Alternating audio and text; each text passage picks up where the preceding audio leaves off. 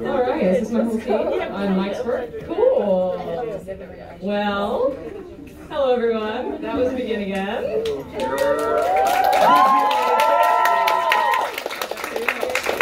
you enjoy the motion picture? Yeah. Good. That's the whole point. Yeah. Yeah, it's more like an emotion picture. Oh. What is in that Five Guys?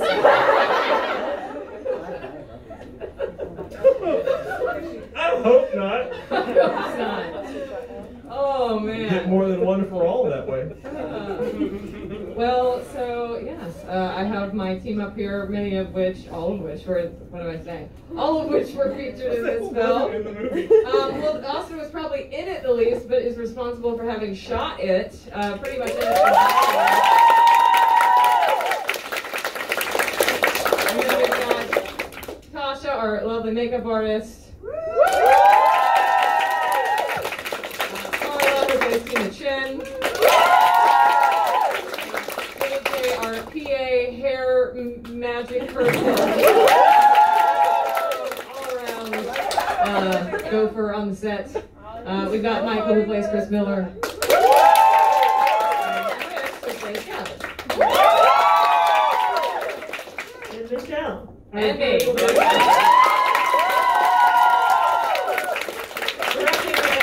The film that you just saw and the film that film's about. All the films that that's about. I don't know, I just do everything.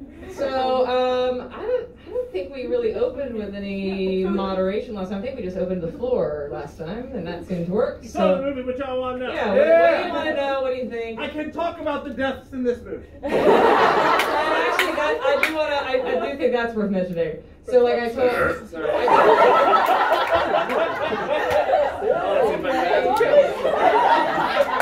And you get to live with that decision. Yeah.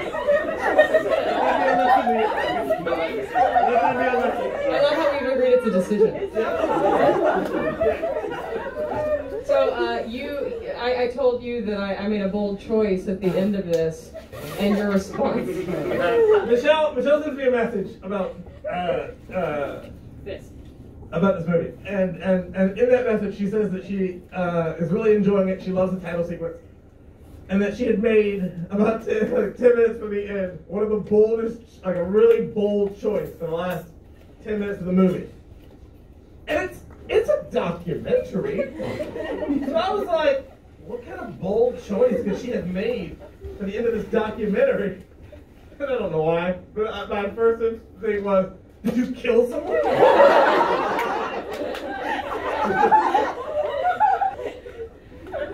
But actually, the choice I was talking about was the decision to not show footage from either film until the very end. Because I sort of grappled with transitioning between days, trying to give context to like what we were shooting, and I considered putting in multiple points of time of like, oh, this was the shot from Detroit Reawakening, and this is us filming the new version, and trying to like handhold you that way through the movie. Yeah, I don't know if you noticed, but whenever the movie is showing you takes or scenes from the movie, none of those are the ones that make it into the final. Pretty much no. Yeah. No, very few of them. Yeah. Very few of them, yeah. And I also really didn't want to linger too much on running takes, because that was kind of like the dry stuff that I felt was tedious. Instead, I focused on kind of the stuff that happened in between, and the technical stuff, and the crew talking about all the things that they do, so you can kind of better understand how a film set works, and then get to know us a little bit better too. So, yeah, with all that being said, open the floor for questions, comments, anything you got. Concerns. Over here. It is less about the film, but since you guys are in the UK, I really want to hear attempts at a British accent. Let's go! Well, what about That's you? all Like, y'all, just a not me. general British? Anyone who I wants to was give it a talking to the Five Guys. I do Irish really well. It always goes to Irish. Hey, you know Scottish though. Oh, Scottish is hard. Scottish is real hard. I know. Yeah, it goes into English then. I don't know.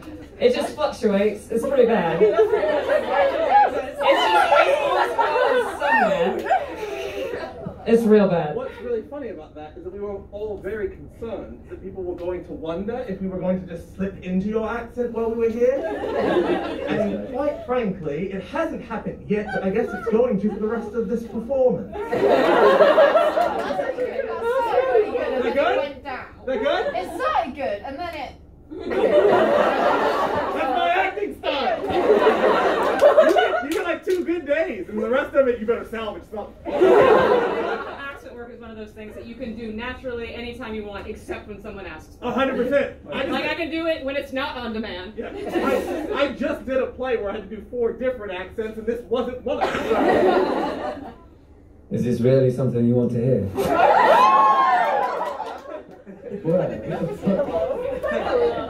Are you sure? You're absolutely sure? You're certain?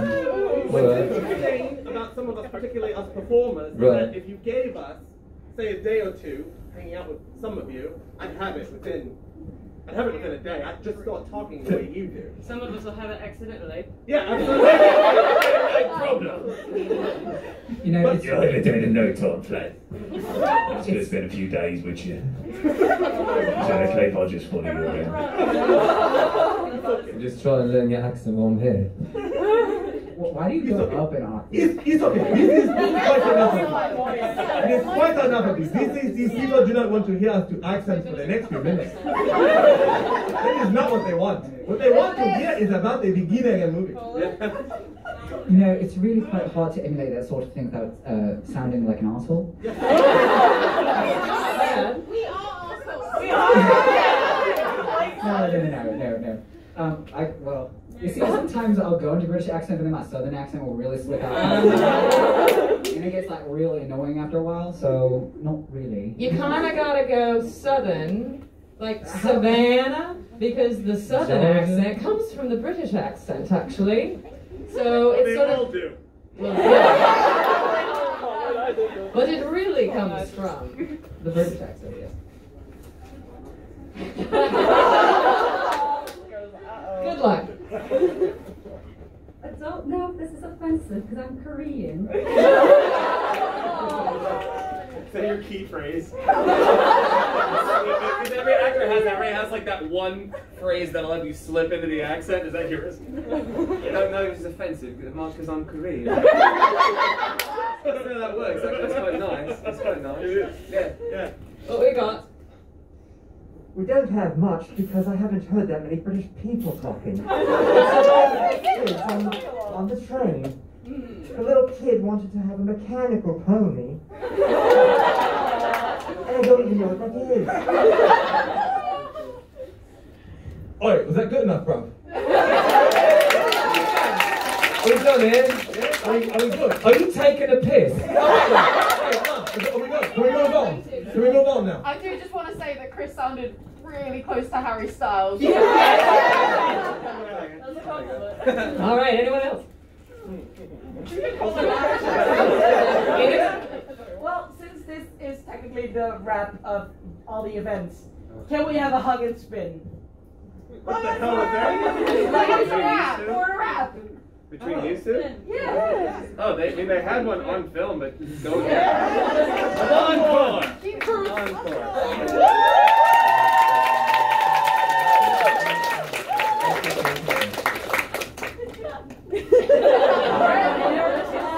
Alright, yo, get out!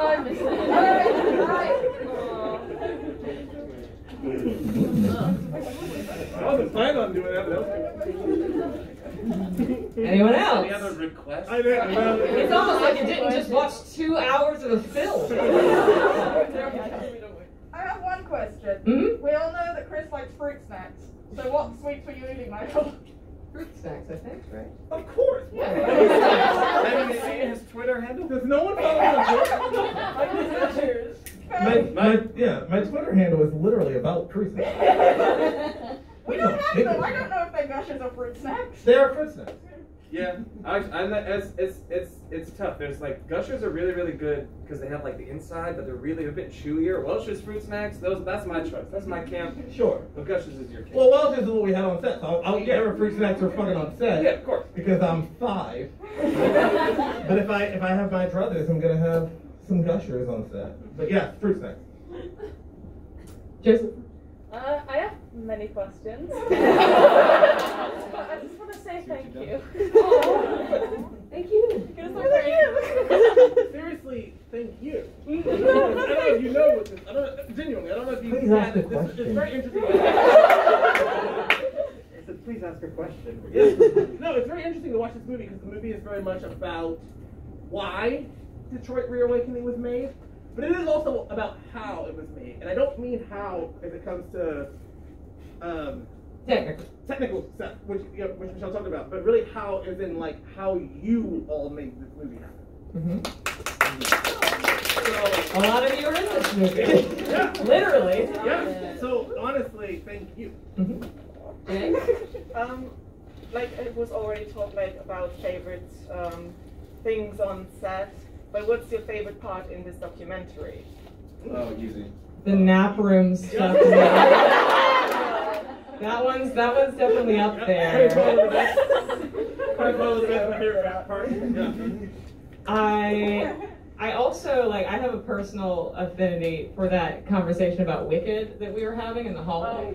Not because like of what we were really talking about, because like originally I left that in because it's like, oh, a cute little conversation between scenes just to like put in there so like you just see us bumming around. And then Chris points out that when he was on Broadway and he saw Wicked on Broadway, he had a little card in his program that said that the person playing Alpha Boat was not the person who was originally supposed to be playing it. And I was like, holy shit, it's the theme of the film. So I was like, yes. I just love those little moments in editing, especially with like real life stuff where you can kind of reinforce stuff. And so that's like that's kind of like my secret favorite, but my actual favorite thing is the nap room. Like, that's great. Oh yeah, no, it's that we as you may have noticed, we did go to get Five Guys between the break. But before we did, I was like, can we actually stay and watch the part where it's like my callback video? Because we were talking about that, like it's wild to see that because it's weird watching myself have no idea what's about to happen. Literally, that kid had no clue that 3 years later we would be in London doing Octopunk #2 of the last week in support of all this stuff. 3 total. And it's crazy. And then getting to see like all of our reactions once DE launched, like it's wild getting to actually go back and watch yourself before you had any clue about what the fuck was gonna happen. So yeah, that's it. Oh, I said putting Carla to bed is my favorite thing about making that movie. I'm really glad that stayed in. Also, I'm glad that Michelle put our magic trick in the movie. Very cool. Did you? Well, definitely, I love the fact that you point out the Celine and JJ friendship because that woman taught me everything about photography, and I have every time I've been on a shoot with you, I've gone back through my photos and I'm like, dang, I kind of did a little good there.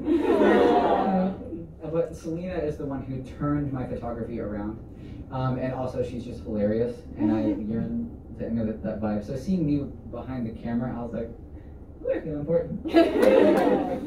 But yeah. Other than that, every part that she was in. White Goller.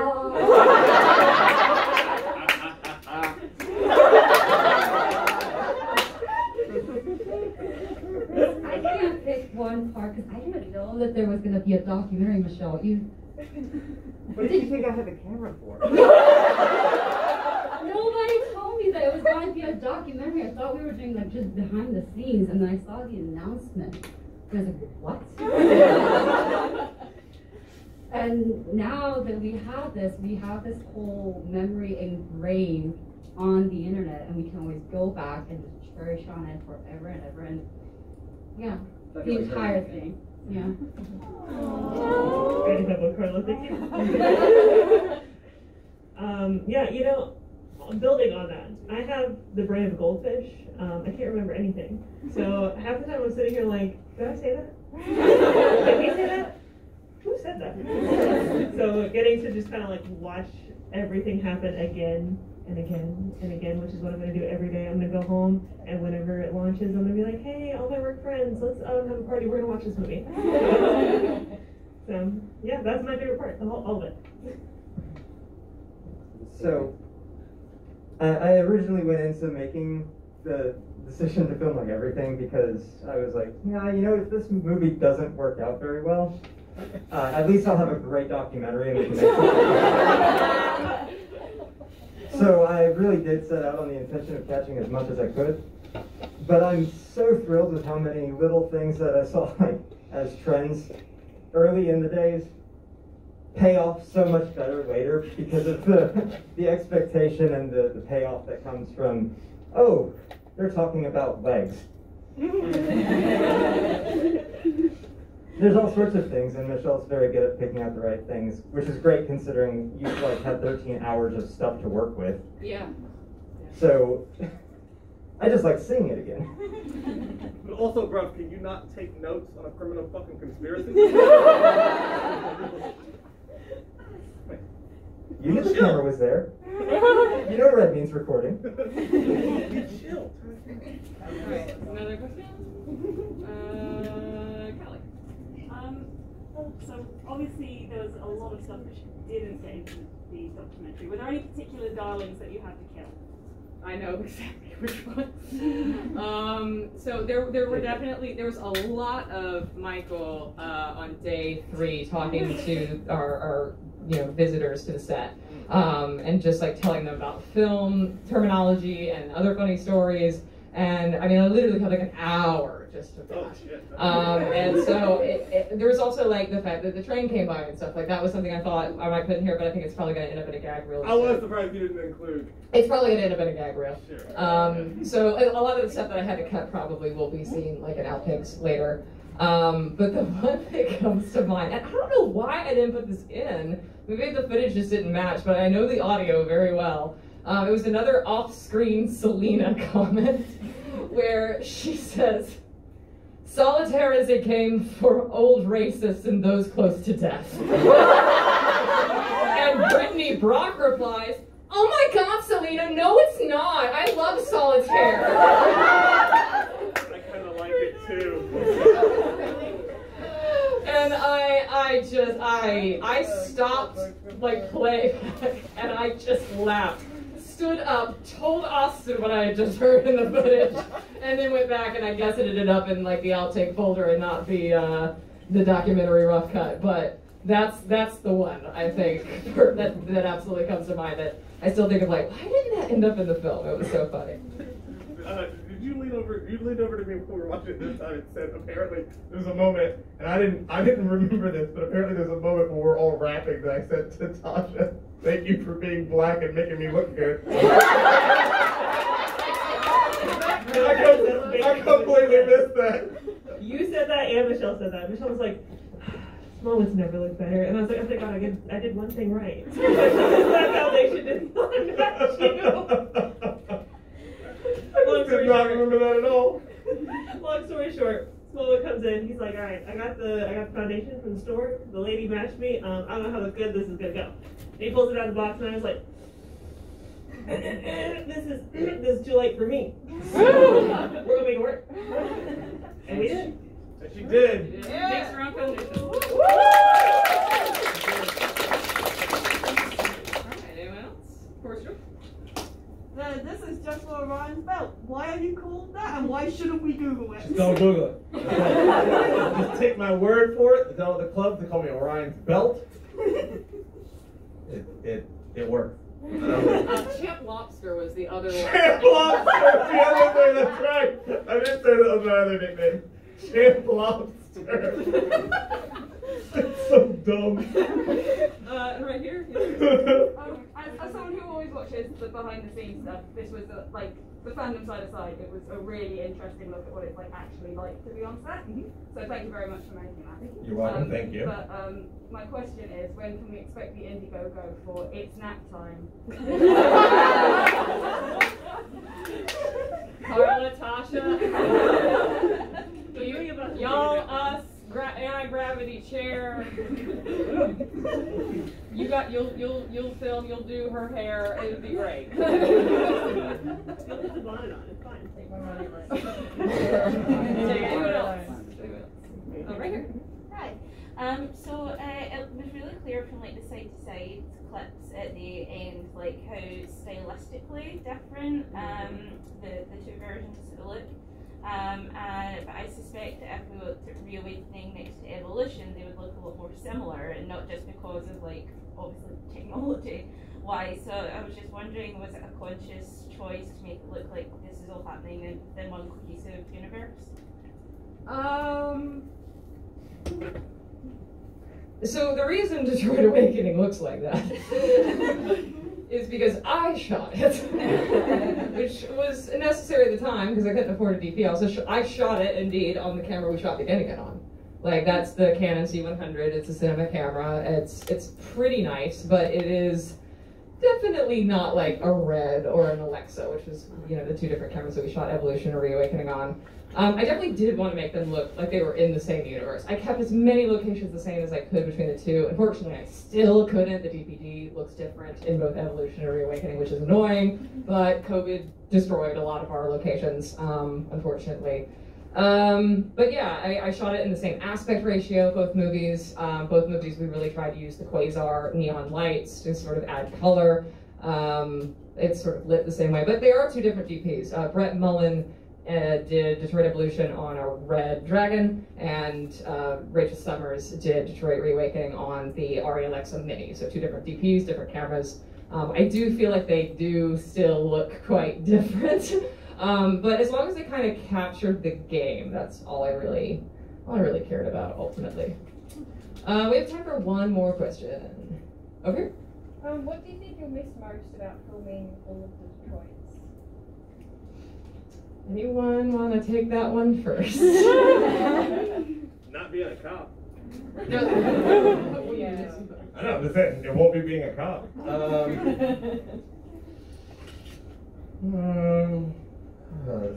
I said, yeah, I guess it'll be the cast and crew of this movie. For me, anyway. I've said this in Patreon calls and stuff, but for me, Detroit Reawakening it almost had nothing to do with remaking, doing the movie again. Like Michelle needed to do the movie again, so we were going to do the movie again. But like as an actor, I was not in any way excited to reshoot scenes I had already shot 2 years ago, because it's just not a challenge. It's just like these are the exact same lines. Like it's like I was like there was nothing in it for me as an actor to get excited about. But me, Michael, I was excited about getting to share screen time with Carla and getting to hang out with Carla for a week and getting to share screen time with Chris and Maximilian again, and getting to work with Tasha and JJ and spend even more time with Austin and Michelle than I already do. So, so yeah, I mean, from this whole process, I mean, I'm gonna miss our cast and crew. Like we have a great team that makes these movies, and I genuinely love working with all of these people. So yeah, that's the thing I'm gonna miss from making these movies. Same. But no, it is kind of like it.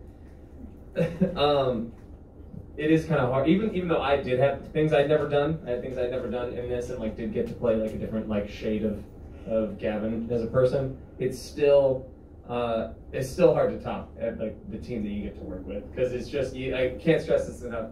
So rarely do you like everyone you work with. For real, it's serious, and like that goes for your day jobs, everything. Sometimes goes for family. Like it's just like, it's real.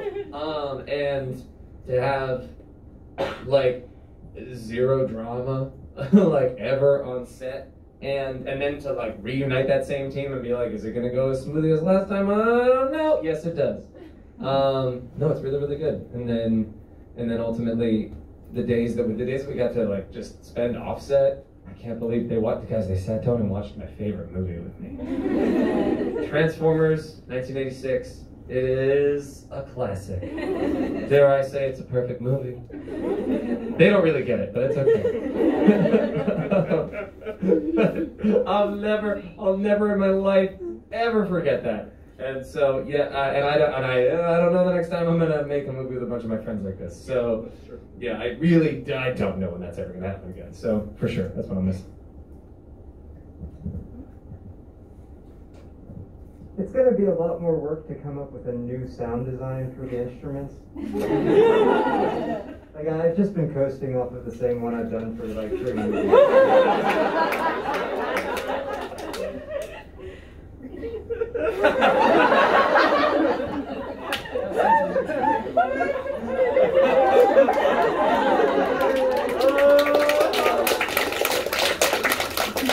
That's a great answer. Oh my.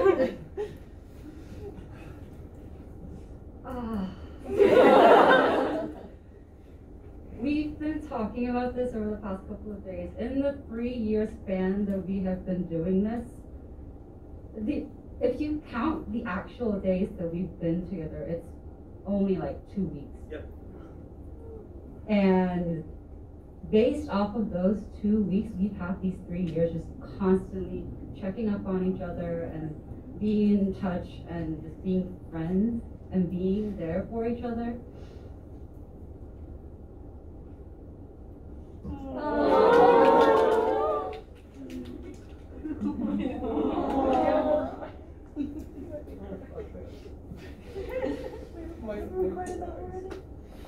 So, yes and yes.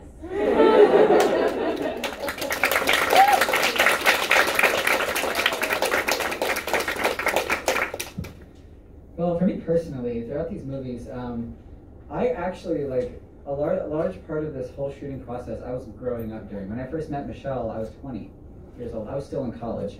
Baby. I mean, they shot part of Evolution at my school. Like, I went downstairs to class and then came back out to the shoot, like, right after. Yeah.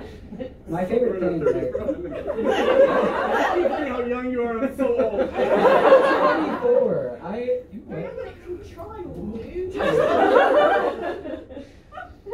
Okay, anyway. But one of the few things I like is, like, you know, coming back and being like, you know, look at how much I've changed as a person, like, I've grown. And you guys kind of just get to see, like, all these important things happening. You know, I consider this, like, a part of, this is a huge monumental, like, part of my life. But also, one thing that I really love is that I'm in Michelle's mod group, and she's like, hey, guess what I'm going to do for the movie? I'm going to show you first. Yeah. Oh, yeah? She's like, guess what I'm going to make Chris do? Oh, I'm joking. But she'll bounce ideas off of us. I remember, like, for Detroit Evolution, she was showing us audition reels, and she was like, I think I might go with this girl, but I like Carla Kim the best out of all of these. And I'm like, oh yeah. And then meeting Carla for the first time, and then watching her, you know, like, develop into Tina Chen, and then here we are, just like being there from the very beginning. And here, I'm just gonna miss watching seeds get planted and then blooming again. Well, obviously I was not there for the other ones, but just watching everybody interact with each other was so interesting, because even though you guys have not seen each other a whole lot, y'all were like literally best friends. I was like, pretty sure these people have not been friends since childhood, because that's what it feels like. And just, you know, watching y'all interact was really interesting and really nice, and just meeting everybody and doing all of this afterward. It's been a wild ride. It's been an adventure. I don't know. Like, I don't really like any of you. I mean, for me, anything that I think to say is, it sort of invalidates my future, you know? It's like, I will continue to make movies with these people, so to me it's not over. I will continue to make movies for you all, so it's not over, you know what I mean? Like, it's, there is a sense of finality to this, there's a sense of being at the end of the line, but there also kind of isn't, not enough for me to look back and be like, well, that's just, you know, I peaked, you know? So I would say it's just not a thing that I miss as much as a thing I'm going to keep trying to chase, in a sense, if that helps. Answer the question, but yeah. No, not really. Obviously, you're not gonna stop. None of us are gonna stop making movies. Specifically about the Detroit movies, which we are done making. They're over. movies gonna are have movies to for work me. on finding an excuse to use quasars now. Yeah, that's true. I'm gonna have to come up with another excuse to use quasars. Before we go and before we wrap up the Q&A, I do want to bring AIM here. You have something prepared that I don't know. Yeah. So I'm a little nervous. It was like, hey, can I have 10 minutes to do something? And I was like, is it summon Beetlejuice? Okay. All right, so what you got? I love that outfit. Hi. Okay, so I'm pretty nervous and I'm still pretty emotional, so bear with me. Yeah, hi, my name is AIM. Yeah, I'm this crazy girl who had the idea to make her favorite movie as a book, and yeah, I have this journal for this trip, and Josie wrote something in it, and it said, I hope you know how incredible you are, and I guess I don't, because then I would be able to like grasp what is happening to me for like the last 2 years. And I'll have you know, I have literally 0 impulse control. So after making DE, I couldn't just stop doing these novels. So somehow through university and final exams and literal graduating and 2 jobs all at once.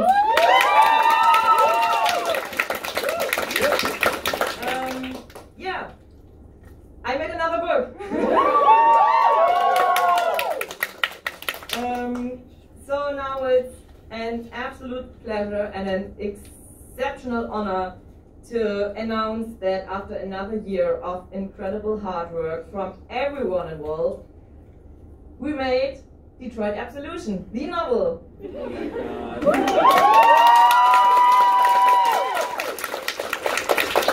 people right there in the last 3 rows, they are my people, you guys are my family, and I love you guys so much. Love you! Yeah, and I'm basically here to give everyone some recognition and give them the stage to be appreciated like they deserve. And yeah, without you guys, I wouldn't be standing here because I'm pretty sure I wouldn't have made that second book. But most importantly, like I said, you deserve to be appreciated and loved and validated and recognized, because what you are doing to me and for me and with me for like almost 2 years by now is absolutely incredible, and I won't ever be able to put into words how much that means to me. So thank you from the bottom of my heart for being with me and bearing with me and like accepting all the chaos and the stress that I put onto you sometimes. It really, really means a lot, and I see you and I love you guys so much.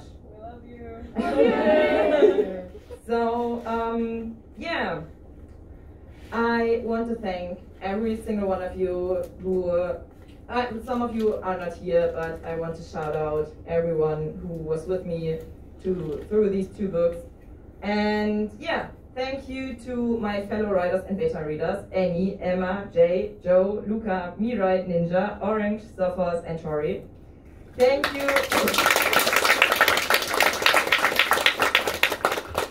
Thank you to all the fantastic artists who illustrated covers and chapters. Thank you to Arden, Connie, Connor, Daphna, Doi, Elliot, Gina, Ian, Jessica, Carol, Claire, Lorna, Marge, Matt, Nux, Ronnie, Sam, Spring, Shira, Tallulah, and Tanwin.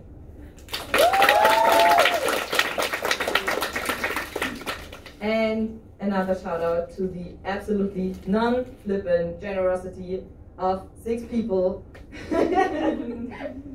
who have helped me get these copies. And yeah, thank you to Arden, Connor, Claire, Mirai, Tallulah, and Tanwin for making it happen that the whole cast can get a copy.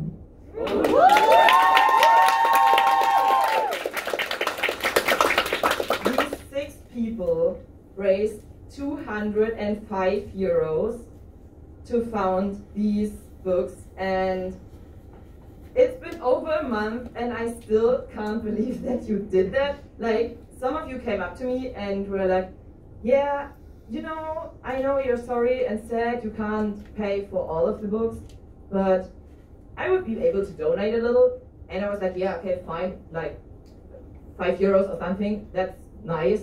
Yeah, no. Those people paid for several copies themselves and what? Yeah, I don't want to drag this out any further. I would love to give you your books. Yeah. Yeah.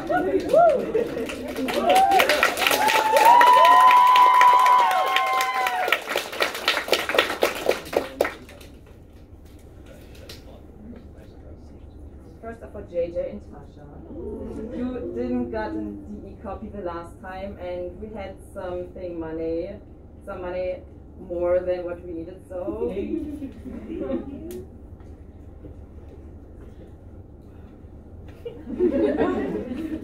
Michael also gets 2 copies. Oh, that's cool. I actually don't have the other ones. That's really neat. Look at that. That's cool. Look. You're on the cover of that book. It's really weird. It's really weird. Hey, did you check off another part of your list? Yeah.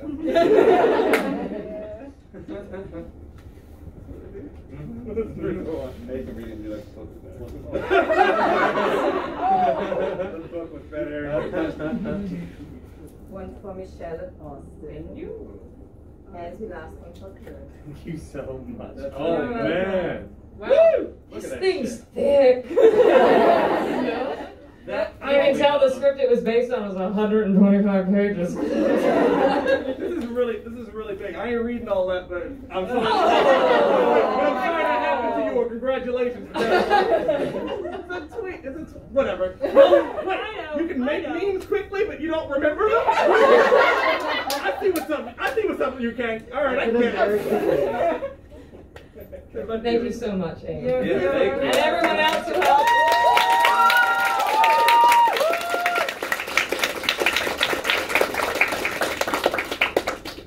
All right, so that wraps it up for this section. I'm going to let y'all take a